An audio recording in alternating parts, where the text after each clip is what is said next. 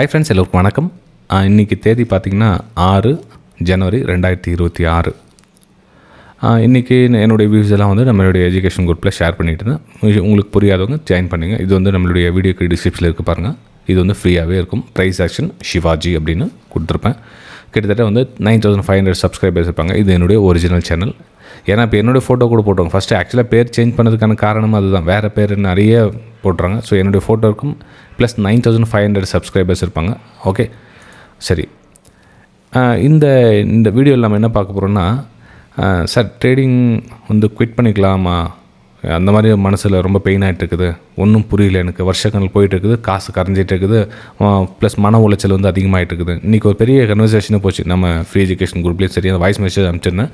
அது மாதிரி எக்கச்சக்கமான வாய்ஸ் மெசேஜ் இன்றைக்கி. சார் எனக்கு அந்த மாதிரி லாஸ், இந்த மாதிரி லாஸ், அவ்வளோ கோடிகள் லாஸ், இவ்வளோ கோடி லாஸ், அவ்வளோ லட்சங்கள் லாஸ்.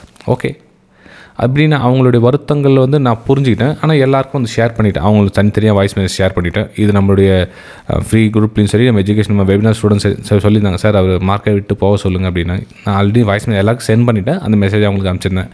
ஏன்னா ஸ்டாக் மார்க்கெட்டில் பணம் மட்டும்தான் வந்து நம்ம சம்பாதிக்க முடியும் அப்படின்னு அவங்க உள் மனசு வந்து தீர்மானிச்சு அப்படின்னா அது வந்து வெளியே போக முடியாது அவங்களால.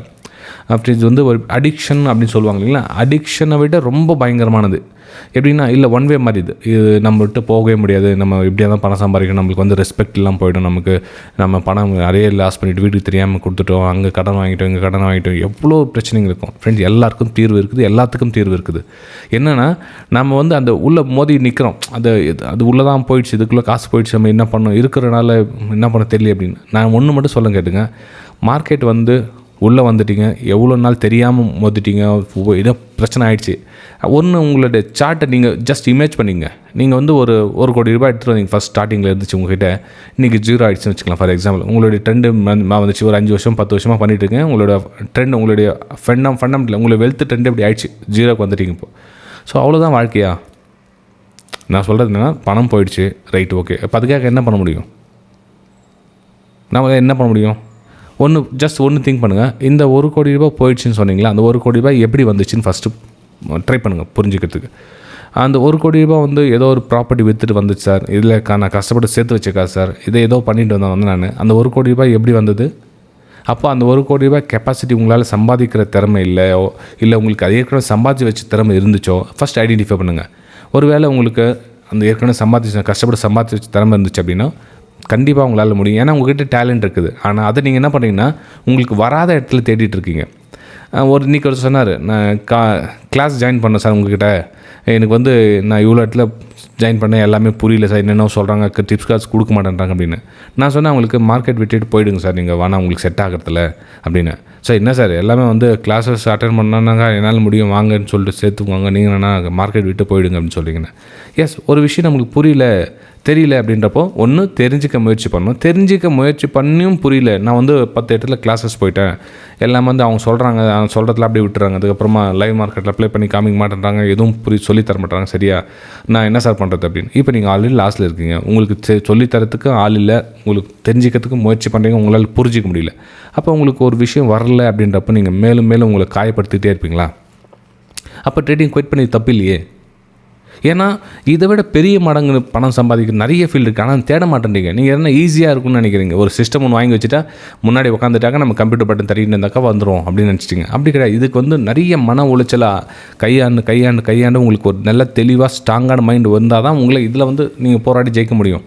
ஆனால் அதை விட்டுட்டு நீங்கள் என்ன பண்ண, ஒரு ஸ்மூத்தாக ஒரு பை சேல் வந்துடும், இதுக்கு மேலே போனால் ஒரு ஸ்ட்ராட்டஜியும் கொடுத்துருவாங்க, இதுக்கு மேலே போனால் பை, இது கீழே வந்த சேல்னு சொல்லிட்டாங்க, இது மேலே போனால் பை எடுத்துக்கலாம், கீழே போனால் எடுத்துக்கலாம், ஸ்டாப் லாஸ் போடலாம், இந்த ஸ்டாப் லாஸ் போடலாம் அப்படின்னு சொல்கிறதுக்கும் அதை செயல்படுத்துறதுக்கு நிறைய வித்தியாசம் இருக்குது. நிறைய பேர் இந்த கிளாஸஸ்லாம் எடுப்பாங்க, பார்த்துருப்பீங்க நீங்கள். இப்போது சொல்கிறவன் செய்ய மாட்டான்.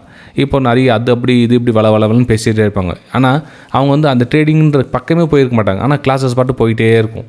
ஆனால் அவங்க என்னென்னா அந்த விஷயத்தை சொல்கிறாங்க, ஆனால் அப்ளிகபிள் பண்ண மாட்டாங்க. இப்போ நான் உங்களுக்கு சொல்கிறேன் இல்லையா, லைவ் மார்க்கெட்டில் நீங்கள் என்ன சொன்னேன், உங்களுக்கு எக்ஸாம்பிள் சொல்கிறேன்.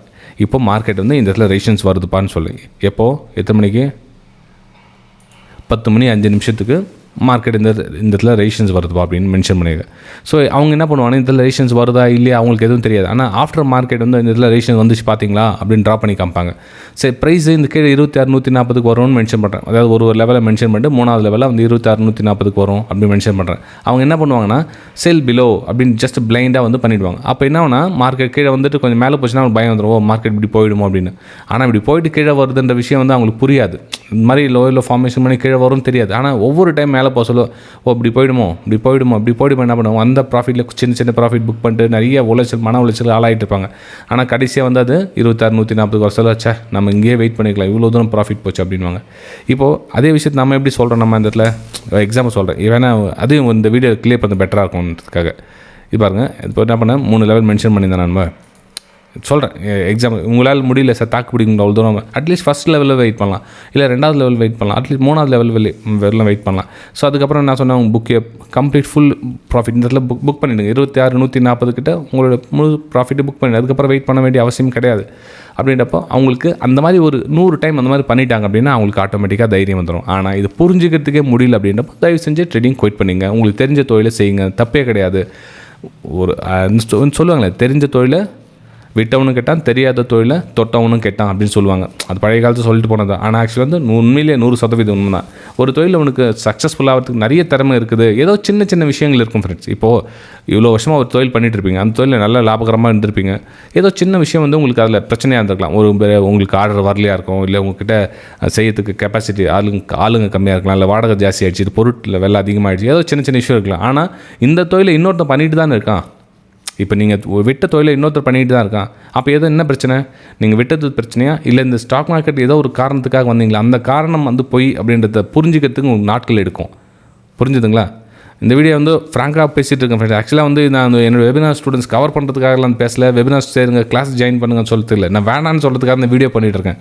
ஏன்னா என்னென்னா அது இப்படி பண்ணுறேன்னு சொல்ல நினைக்காதீங்க. உங்களுக்கு புரியல அப்படின்னா விட்டுடுங்க, பரவாயில்ல. நீங்கள் ஃபோர்ஸ் பண்ணி நீங்கள் இதில் பண்ணி அங்கே கற்றுக்கிட்டு பண்ணலாம், எங்கே கற்றுக்கிட்டு பண்ணலாம் அப்படின்னா ஏன்னா கற்றுக்கிறதுக்கே பொறுமை வேணும் இல்லையா? நான் சொல்ல புரியுங்க. இப்போ ஒரு விஷயம் கற்றுக்கிறதுக்கு பொறுமை வேணும். 3 6 மாதம் ஆகணும். அந்த பொறுமை இல்லாதப்போ நீங்கள் கற்றுக்கிட்டு எந்த பிரயோஜனமும் கிடையாது. ஸோ உங்களுக்கு ஒரு தொழில் வரல அப்படின்னா விட்டுடுங்க. இல்லை நான் கற்றுக்க முயற்சி பண்ணுறேன்னா பண்ணுங்க, வேணான்னு சொல்லாது. ஆனால் முயற்சி பண்ணுறது கூட என்னால் முடியல சார், முயற்சி பண்ணுறேன் எனக்கு தெரியல, எவ்வளோ ட்ரை பண்ண முடியல. அப்போது நாட்கள் போயிடுது, உங்களுக்கு வருஷங்கள் போயிடுது. உங்களுக்கு ஃபேமிலி உங்களை நம்பிட்டு இருக்கோம், உங்களுக்கு பசங்க இருக்கும், அவங்களை படிக்க வைக்கணும், உங்களுக்கு நிறைய பிரச்சனைகள் அதை சால்வ் பண்ணணும். இப்போ இதுலேயே கற்று 10 வருஷம் போயிட்டே இருக்கு. எல்லாராலையும் முடியல. அதில் கிட்டத்தட்ட 10 பேர் வராங்கன்னா 2 பேர் ஒருத்தர் தான் வின் பண்ணுறாங்க, மிச்சம் 9 பேர் வந்து ஃபெயில் ஆகிடுறாங்க. அந்த ஒருத்தராக இருக்கணும்னா எந்த அளவுக்கு பொறுமையாக இருக்கணும் நீங்கள்? ஓகே, சரி ஃப்ரெண்ட்ஸ், இந்த வீடியோ உங்களுக்கு பிடிச்சிருக்கு நம்புறேன். மறக்காமல் உங்களுடைய கமெண்ட்ஸை கீழே தெரிவிக்கலாம் நீங்கள். ஓகே.